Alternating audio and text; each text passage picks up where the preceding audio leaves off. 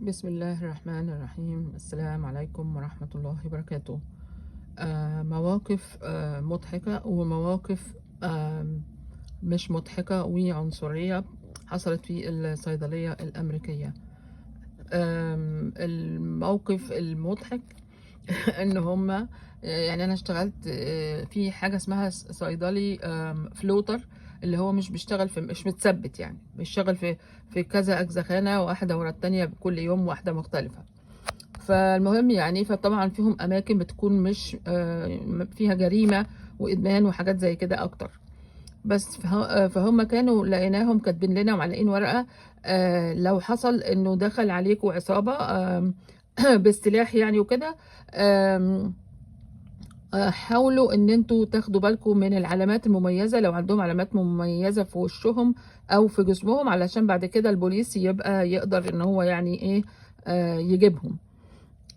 طبعا ده شيء مضحك فعلا. انا هو كان ناقص يدينا مسدسات، ده هو ده اللي كان ناقص، لان طبعا علامات مميزة ايه؟ احنا المسدسات مرفوعة علينا، هنفكر في علامات مميزة؟ شيء كان فعلا مضحك. انا قعدت اضحك انا والناس اللي معايا في الشغل عليه فعلا. ما قالوا لناش مثلا ازاي تتجنبوا السرقه اصلا، لان هم عارفين، هم حاطين واحد سكيورتي مخصوص في الاماكن اللي زي دي، بس هو هيعمل ايه لو طلعت عليه عصابه كامله؟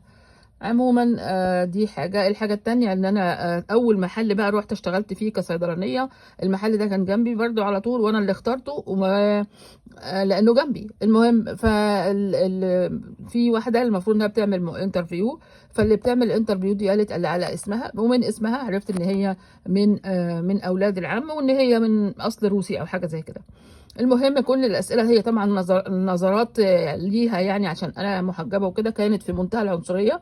وبعدين بعد كده طلبت مني ان انا بالرغم من ان معايا الرخصه والرخصه معتمده وما فيش اي يعني مشكله فيها، طلبت بقى مني ان انا اروح امتحن امتحان تاني بتاع التكنيشن. وطبعا نجحت فيه وجبت سكور عالي جدا، لدرجه ان الصيدلانيه اللي في نفس الفرع ده قالت لي تعالي اشتغلي عندنا. قلت لها حبيبتي انا صيدليه زيك، طب ليه؟ ازاي تعمل معاكي كده؟ والحمد لله على كل شيء.